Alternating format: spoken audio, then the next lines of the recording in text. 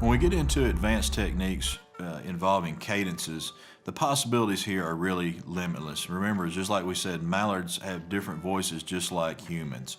So let's put a whine sound on the end of a cadence, make it a little bit softer. Now there are two ways to go about this. One is just to let the air pressure die off on the last notes. So it would sound like, all right, you let the pressure die off, you're not getting a hard shut off at the end, and you get a little bit of a softer whiny sound at the bottom. All right, that's one way to do it, but what I like to do is going back to the advanced quack, when we raise the tongue up. Remember, this is the palate, this is the tongue. We're going to raise the tongue up, pushing air, the residual air that's in the palate, forward, and it's going to create a whine sound.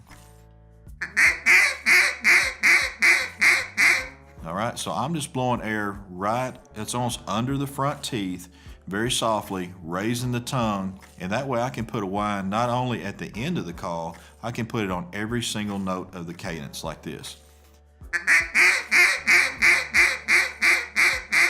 Allows you to show a tremendous amount of finesse.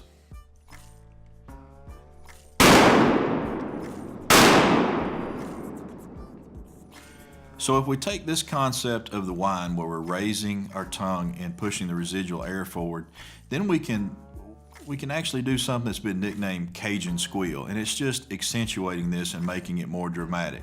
So if I really want to make a hard squeal sound into the call, it would sound like this. All right, now what I think this mimics is as ducks are feeding and they have food that's going into the craw, I think sometimes that gets in there, causes a change in pressure, and I think that's what you're hearing with the CAJUN squeal. Now, when you learn to do this, the best way to do it, as with most things, is to start off slow. Now, I'm gonna do this really deliberately, and this is gonna sound terrible. It's gonna sound like a dog got kicked in the rear end, not that I would know what that sounds like. But we're gonna go really slow and blow this very deliberately. As you can see, the jaw drops down a little bit, and then you come up and push the tongue forward. While you're practicing this, people are going to be looking at you funny, but do it quicker, catch it right at the end of the note, and then make it more accentuated.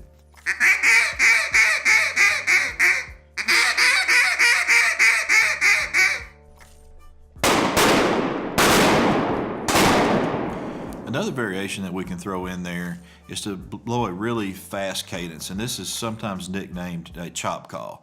So just like when we were blowing the quack, we were talking about throwing the hand. We're going to throw the hand, catch the front of the note, and we're going to blow it really fast, and it gives a very demanding cadence when done properly.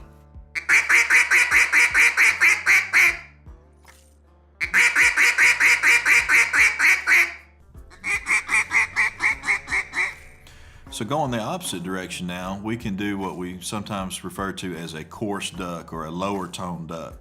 So what we're going to do is we're actually going to lower the jaw a little bit, open up the palate, and we're going to take the air pressure off to try to sound like a duck with a much lower tone. Sound something like this. Slowing down the air so there's not so much air pressure on it. And it's a really good way to put variation in there. You've got a duck with showing some finesse. Really gives the impression of having multiple ducks. Now, a lot of people say that when you hear a coarse duck, you hear one with a lower tone, that just means that it's an older duck. They like to compare it to humans. As a lady gets older, her voice is going to deepen. I don't know if that's true or if it's just that they all have different voices. I don't think that we necessarily know that this one's older or if she's a smoker or what it is. I think it's just a different tone of voice. Kill the drakes, boys. Now, just like we talked about with the quack, changing the hand position, pointing the call different direction to sound like multiple ducks, we can do the same thing with the cadence. So I'm going to blow some cadences with hand open. We're going to choke down, put a little bit more back pressure on it, change the voices a little bit. So it would be something like this.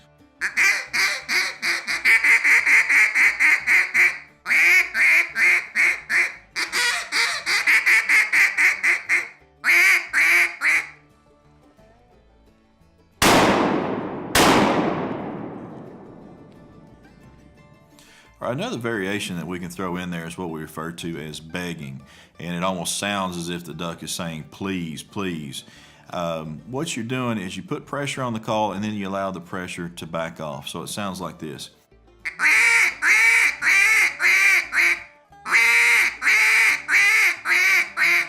All right, so if I'm using the word gwit, I'm almost making two syllables out of it, like gwit, gwit, gwit. It's almost like I'm putting a little bit of an Arkansas accent on it. That might be why it's easier from guys that are from the South. And we've also noticed that married guys seem to be a little bit better at this begging concept than the single fellas are. So just back the pressure off, and that gives a little bit of the begging sound. All right, the final variation that we'll talk about with the advanced cadences is the bouncing hen. Now, the bouncing hen is something that everybody wants to learn, and I think it may be the most overused call in duck calling. So I would caution you not to overuse this call. I think it's fine to use it. Some people say that ducks do not make this sound, but I have heard it with my own ears, so I know that they do.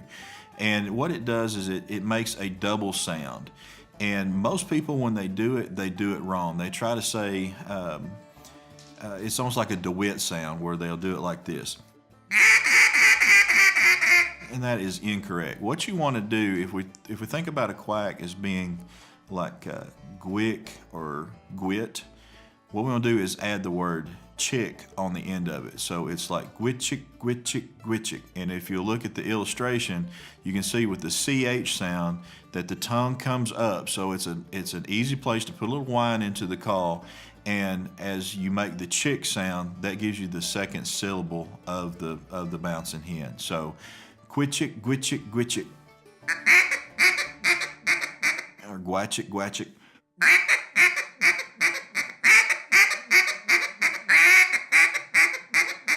And then as you practice it, try to do it very softly, and it'll give a little bit more finesse.